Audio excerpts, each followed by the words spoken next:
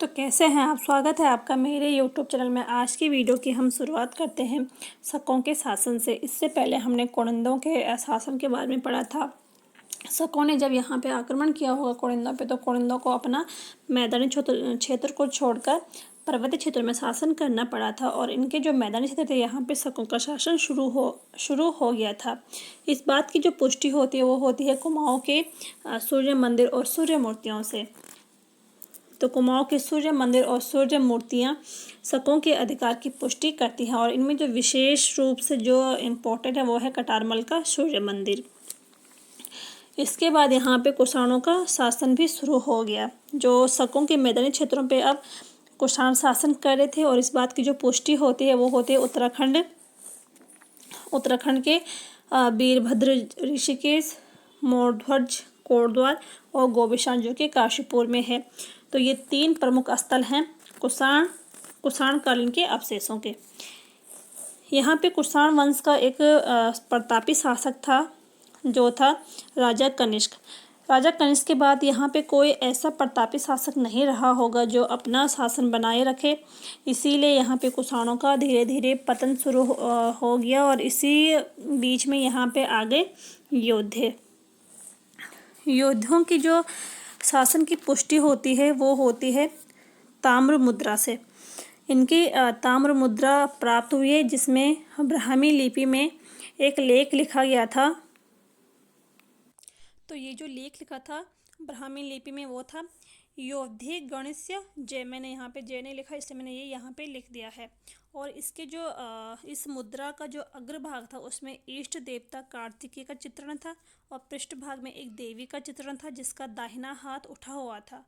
और ये जो मुद्राएं जहाँ से प्राप्त हुई हैं वो स्थल थे मध्य हिमालय के पश्चिमी भाग, शिमला, कागड़ा, जौनसार, बाबर, देहरादून, कालाडांडा जो कि गढ़वाल है, और सहारनपुर। योद्धाओं के साथ साथ यहाँ पे कुनिंदों का भी पर्वतीय कुनिंद, ठीक है, पर्वतीय कुनिंदों का भी शासन हुआ। और ये वही कुनिंद हैं जो अपने मैदानी क्षेत्रों को छोड़कर पर्वतीय क्षेत्रों में शासन कर रहे थे। और इनके मैदानी क्षेत्रों में शासन किया था शकों ने, उसके बाद कुषाणों ने, और उसके बाद योद्धे। तो ये जो पर्वतीय कुनिंद थे ये योद्धाओं के साथ साथ यहाँ पे शासन करने आ गए थे। और ये जो पर्वतीय कुनिंद बन के आई थी, और इनकी जो मुद्राएं प्राप्त हुई हैं वो दुगड्डा के पास भेड़ गांव से प्राप्त हुई हैं। और इन मुद्राओं में कुछ राजाओं के नाम उल्लेख थे, जो कि भानु, छत्रेश्वर और रावण थे। तो इससे इस बात की पुष्टि होती है कि यहाँ पे पर्वतीय कुनिंद और योद्धे दोनों एक साथ यहाँ पे शासन कर रहे थे। अगला जो वंश था वो था युगशैल वार्ष्णेय गोत्र, यानी कि गोत्रीय वंश। गोत्रीय वंश का जो राजा था वो था सीलवर्मन। और सीलवर्मन ने यमुना नदी के तट पर देहरादून में यज्ञ करवाया था और बाड़वाला यज्ञ वेदिका का निर्माण भी करवाया था। उसके बाद शुरू होता है गुप्तकाल। जब पूरे भारत में गुप्तकाल का शासन चल रहा था, तो उसी समय उत्तराखंड में शासन कर रहे थे कुनिंदों का कर्तपुर राज्य। और ये वही कुनिंद थे जो पर्वतीय कुनिंद थे। उसके बाद ये यहाँ पे जहाँ पे शासन करे थे उन्होंने अपने राज्य का नाम कुनिंदों का कर्तपुर राज्य रखा।